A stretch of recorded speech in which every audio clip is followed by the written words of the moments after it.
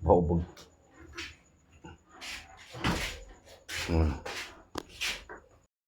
Hello, katawa man. Tate, kanang okay ra nimo nga adto ka si imong kuya. Ihatod na ka nako dito sa imong kuya ba? Ug pananglitan ihatod ka nako dito sa imong igsuon, okay ra nimo ngadto? Okay.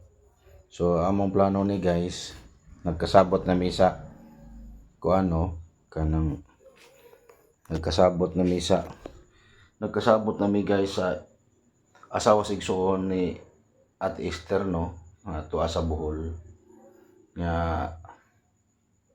mula gini mas maayo magyud sila ang moatiman ni Ate Esther no, nga na may kwarta si Ate Esther sa bangko, dugangan para nako guys. So ako lang ihatag kadto dito nila para na sila magasto sa panginahanglan ni Ate Esther. No, Ate Esther no. So adto na ka dito sa Bohol. Sige nakagligo-ligo dito sa kuan. Sige nakagligo-ligo dito sa dagat sa Bohol. Mga turista maka maminyo kag turista dito, mga pariner. No. Diba? So okay ra ka dito. Nya di nakabalik dire. Balik ko doon nga. Mubalik kaya pong ngari. Suroy lang ka dire no. Nya ang kuan niya na ate kanang ang sulti ni kuan sa asawa sa imo igsuon, iya po kunong padtuon ng imong anak para magkita mo. Wa kami nga was imong anak. Ha? Ami nga po ka. Magkita ko no mo. Kumato kag Bohol, iyang padtuon ng anak nimo para magkita mo. No.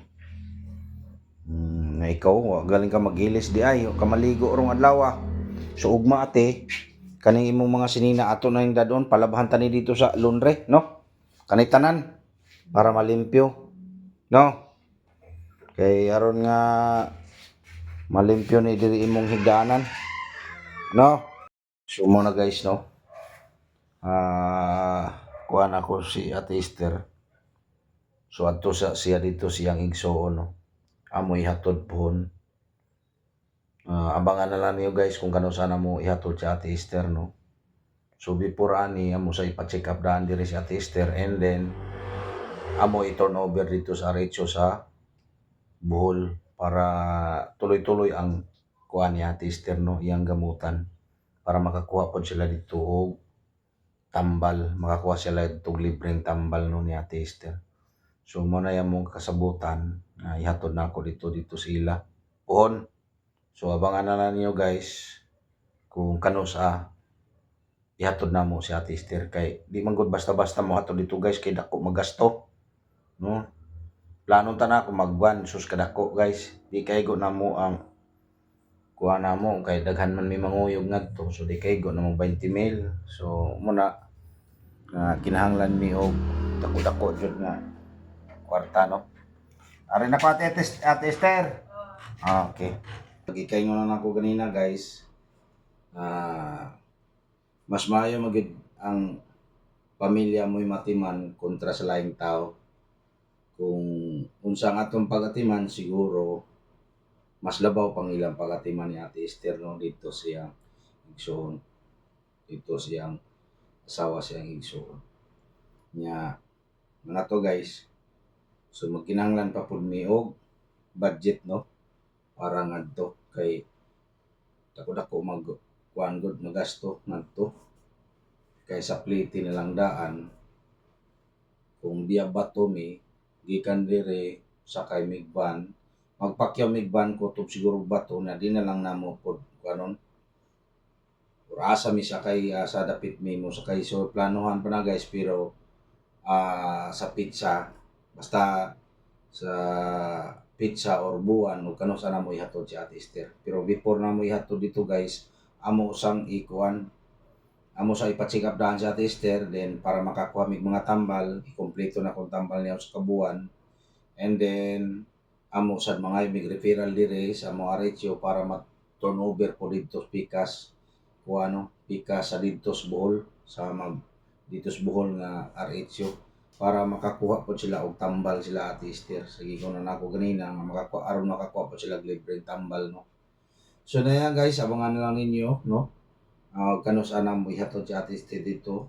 Hinaot nga adto na si Ate Esther dito sa iyang pamilya nga mas maoki pa siya no kay para matiman po siya maayo kay iyahan na magyud ng pamilya. So yan naman na guys no. Dili magyud sa tanang panahon pod na kita lang kay naman siya pamilya. So monitor na lang taon sa idagan ni Ate Esther dito sa iyang pamilya. So salamat sa inyong suporta guys no. So abangan na lang ninyo po.